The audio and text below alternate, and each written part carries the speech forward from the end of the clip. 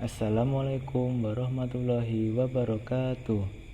Perkenalkan, nama saya Anggi Rahmat Saputra dengan NIM 181040851. Saya dari mahasiswa PGMIB semester 6 UIN Sunan Kalijaga, Yogyakarta. Di sini saya akan menjelaskan komunikasi verbal dan nonverbal di Anglo Chinese School Jakarta. Komunikasi menurut para ahli. Yang pertama, menurut Janice and Kelly, komunikasi adalah suatu proses melalui seseorang atau komunikator menyampaikan stimulus atau biasanya dalam bentuk kata-kata dengan tujuan mengubah atau membentuk perilaku orang lainnya. Yang kedua, menurut Berelson dan Steiner, komunikasi adalah suatu proses penyampaian informasi, gagasan, emosi, keahlian, dan lain-lain melalui penggunaan simbol-simbol seperti kata-kata, gambar-gambar, angka-angka, dan lain-lain. Yang ketiga, menurut God, jadi komunikasi suatu proses yang membuat sesuatu dari yang semulanya yang dimiliki oleh seseorang menjadi dimiliki dua orang atau lebih. Yang selanjutnya, menurut Brandlund, komunikasi timbul didorong oleh kebutuhan-kebutuhan untuk mengurangi rasa ketidakpastian, bertindak secara efektif, mempertahankan atau memperkuat ego. Nah, dari beberapa pengertian komunikasi atau pendapat komunikasi dari beberapa ahli, dapat disimpulkan bahwa komunikasi secara umum adalah suatu proses pembentukan penyampaian, penerimaan, dan pengolahan sesuatu yang terjadi di dalam diri seseorang atau dua orang lebih dengan tujuan tertentu.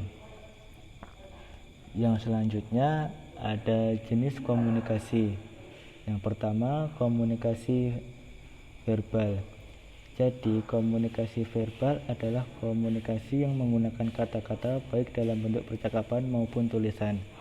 Di sini tanpa kita sadari, komunikasi verbal sering kita jumpai dalam kehidupan sehari-hari, seperti kita ngomong dengan orang lain itu juga termasuk dalam komunikasi verbal. Yang kedua itu ada komunikasi nonverbal.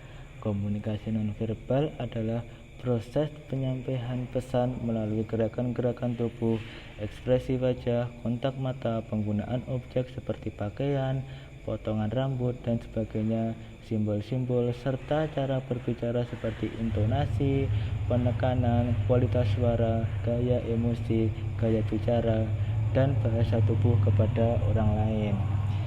Jadi nonverbal ini itu lebih ke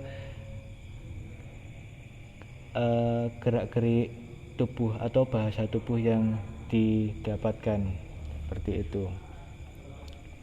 Yang berikutnya, observasi online di Anglo Chinese School Jakarta atau sering disebut ACS Jakarta. Jadi ACS Jakarta atau yang dulunya bernama Sekolah Tiara Bangsa. Nah, sekolah ini terletak di Jalan Bantarjati, Kelurahan Setu, Jakarta Timur. Komunikasi verbal dan nonverbal di Anglo Chinese School Jakarta.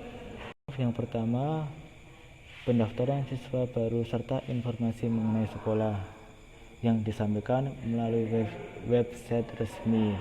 Nah, di sini sekolah menyampaikan informasi-informasi mengenai pendaftaran siswa itu menggunakan website yang ada di blog atau itu website resmi dari sekolah tersebut. Nah, bisa disimpulkan bahwa komunikasi yang didapat dari informasi tersebut adalah komunikasi verbal, karena semua yang disampaikan itu ditulis secara tertulis atau bisa disebut written. Yang selanjutnya, pembelajaran yang dilakukan guru terhadap murid, yang dimana komunikator atau guru menyampaikan materi kepada komunikan atau siswa menggunakan suara, pengucapan, serta disertai dengan gestur dan mimik wajah. Nah, di sini komunikasi yang didapat itu ada dua, komunikasi verbal dan komunikasi nonverbal. Karena apa? Karena saat guru menyampaikan kepada siswa dengan menggunakan suara, pengucapan secara langsung, itu termasuk dalam komunikasi verbal. Gestur atau mimik wajah, gerak-gerik guru itu termasuk dalam komunikasi nonverbal. Yang selanjutnya, kegiatan bakti sosial pasar murah dan juga membantu korban bencana alam. Jadi di AJS Jakarta ini setiap tahunnya ada suatu kegiatan seperti diantaranya seperti kegiatan bakti sosial pasar murah dan juga membantu korban-korban bencana alam. Nah, di dalam kegiatan tersebut itu juga termasuk dalam komunikasi verbal. Karena apa? Karena seperti kita ambil contoh dalam kegiatan bakti sosial. Dalam kegiatan bakti sosial tentu di situ terdapat suatu komunikasi antara pihak dari sekolah kepada pihak yang dibantu.